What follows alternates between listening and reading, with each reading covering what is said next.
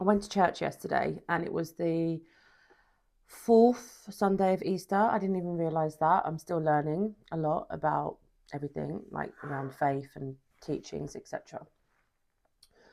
The main theme for the sermon was that the sheep listen to the shepherd, right? A sheep, the flock of sheep, will not actually listen to anyone else that tries to tell them, come this way, come that way. When the shepherd speaks, they listen, they follow.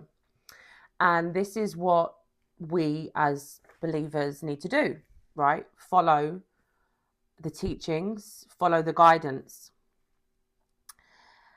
And I can tell you that God has saved me so many times in my life where there have been situations where I'm like, only a miracle had to have taken place for that to happen. And yesterday, as I left the sermon, and I actually was taking notes in my notepad yesterday, which I usually don't do. Usually I just listen. But I figured I may forget some of this stuff. So let me take notes, which I did. And I was then on my way to go and travel from Essex to Kent to meet up with my dad and some other family members. And, you know, we stayed behind after the service and had tea, coffees, etc.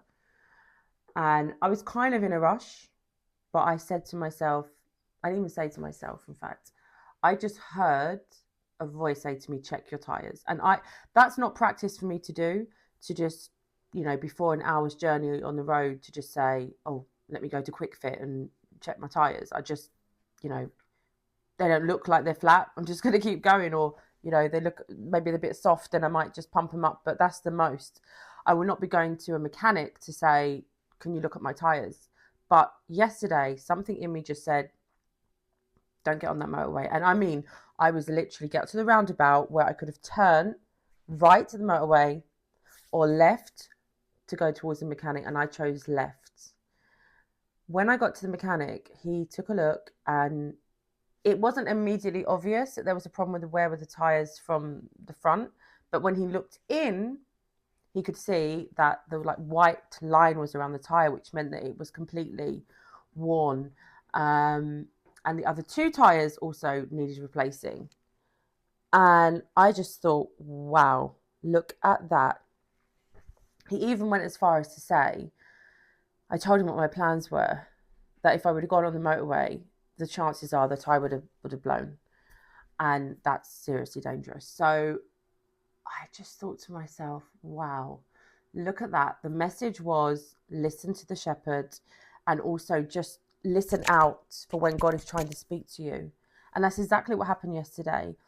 And it's just a lesson again that we really need to quieten our minds at times and really just seek to be in communication with God, seek for him to communicate with you, to speak to you, because so often we are just filling our head with noise, with so much background noise that actually the voice that may be trying to get that message through to us is sort of drowned out, or we always feel as though we need to be in a hurry, we need to be getting somewhere, we've got to be getting this goal, getting to this place.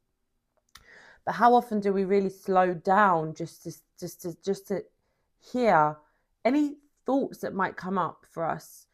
And sometimes those thoughts are literally a message, it's guidance, whether it's you believe in God or you believe in there's angels protecting you, there's spirit guides, all of these things. I'm a spiritual person and I truly believe in that. I believe in God, and I do believe that message was to protect me yesterday. And I'm so glad that I listened, because I said in life we can literally go one way or the other, but depending on which path we choose to take can literally sometimes be life and death. It can be detrimental to your life and to the bigger goals that you have. And it really is just like almost like that sliding doors moment where you always have two ways to go. And sometimes we're listening to the crowd, we're listening to our friends and people around us that influence us, but the way they're going may not be the way that God wants you to go. So you need to have that conversation internally. You need to listen to your intuition, right? That intuition is about that inner guidance, that inner teaching. Sometimes what it is that you're looking for is not outside of you, it's in there. There is a messenger within all of us. There is wisdom in all of us. And intuition is so powerful. And we need to learn, again, the more I lean into being in my feminine energy, the clearer, the stronger my intuition is. The more that we're in masculine energy and we're constantly focused on doing, getting, going, then the less so that we are connected to that inner compass that we all have. So I hope that that gives you some food for thought for today. And just take a moment, if you can, even when it comes to prayer. Often we are so fixated on asking for things and, you know, offloading. But when do we actually take that time just to say, speak to me?